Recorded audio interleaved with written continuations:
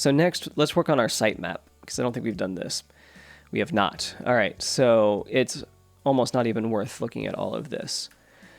So what we'll do is, I know we're going to need import type. We're going to import our types of page. So it's going to be from our payload types. So we're going to get our post and our page, post page, and I believe that's all. And industries. And then next we're going to import get payload and then import config from at payload config. So now we're going to export and let's actually pull up nextjs real quick. So nextjs, because I want to make sure I get the right types for this. So generating, we'll just copy and paste that on over, and then we're going to export default function sitemap. And so I know the name has to be like that, which is why I'm looking at this exactly how I need it. So now what we're going to do is just use the URL, the last mod, and I think that's it out of this. So Google doesn't really care about change frequency or priority, and all I care about is what Google cares about, especially for my website. So I'm just going to use what we have here. So we're also going to import our get server-side URL. And at the top here, we'll do const URL, get server-side URL. That way we don't have to keep using it, or we don't have to change it when it comes time to actually deploy, which we'll do eventually, I promise.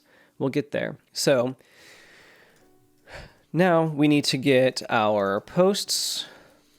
We'll need to get our pages. We're going to need our industries. And so all of these, before all of that though, we need to get payload. Get payload.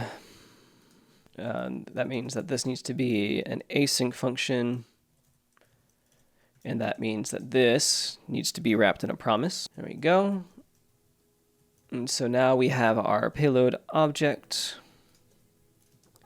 We can do payload.find and open all those up. So I guess I could also just do collection, because that's going to be needed.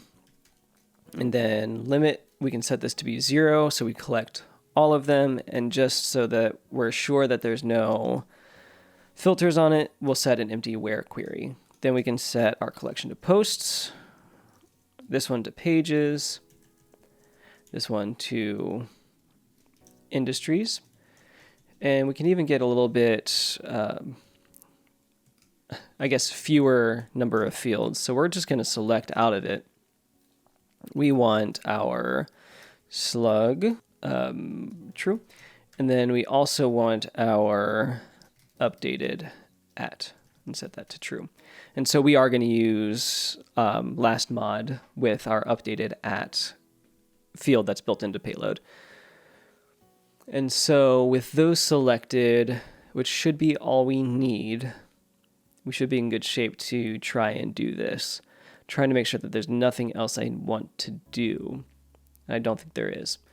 So what we're going to do is first, we can just do our home page. So do we want to do this programmatically? Yes, we do. All right. So we'll save pages for last though, so I can take care of that. All right, so let's build out our sitemap.xml by doing the spread operator, and we're going to take in our posts, and we're going to, not quite. Before we do all that, we're going to use then res.docs. And so now we have all our docs that we can work with. Now I can do the spread operator posts. I need to await all of these. We're getting there. Wait. Now posts.map.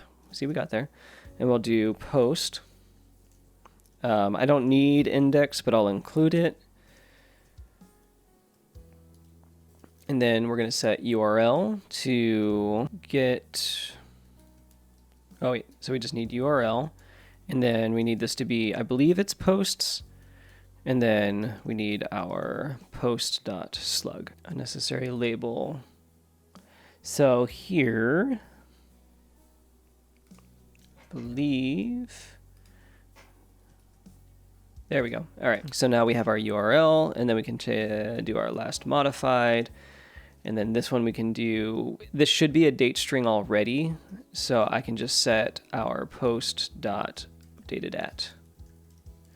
It does not appear to be a date. Oh, no, it is. What type does this take? String. Okay, so this should be okay. And just so we can see what this looks like and to make sure that it is okay, we're going to come over here and then go to sitemap.xml. And here we can see location and last mod. So all of that is there just like it's supposed to. All right, so let's keep adding things then. So we'll come back to pages because that's the one that I have to work on the home page. And we'll do industries.map. And then we'll do industry, just in case we need the index. And then here we're going to take our URL, industries slug, and do the same thing here, industry updated at. And then we should see industries added to the end here as soon as I refresh. Yep, there they are. Industries real estate, industries small business. So lastly, we're going to add our pages in. And I'm putting these at the top because these are probably the most important. Nope, just need our page and I. And then we will take our URL, take care of that in just a second. Last modified, we'll do post or page dot updated at. And so now here for the URL, what we want to do is page.slug equals home. If it does, we'll return URL because that should be all it needs. If not, we need URL and then page.slug. Oh, close that quote. Open this quote. Perfect. So we've got industries blog, and then there's our homepage. Perfect. All right. So, is there an industries only page? All right. So, with a canonical, so I think I actually have a canonical meta.canon. Let me double check. So, what I normally do is in my SEO information, I put in my own custom canonical URL. So you can do this using the SEO plugin. And since I have it, I should use it. Where maybe this needs to be something else, or like you clearly know what a canonical is, so I'm not going to try and explain that. But I should just be able to do, we can select in our meta canonical URL, I think is what it's called. But let's take a look to make sure. Canonical. Oh, it's just canonical. Okay, so what I should be able to do then, this is in industries. Instead of using the URL here, I should be able to do URL and set it equal to be industries, industry, meta canonical. And so I can set it to conditional, like if it were to fail, let's do localhost sitemap. So this should work. No, so it doesn't. Meta canonical. Oh, so this shouldn't be industries at all. So industry meta canonical. So that should be working because meta canonical here is, did I not do it in industries?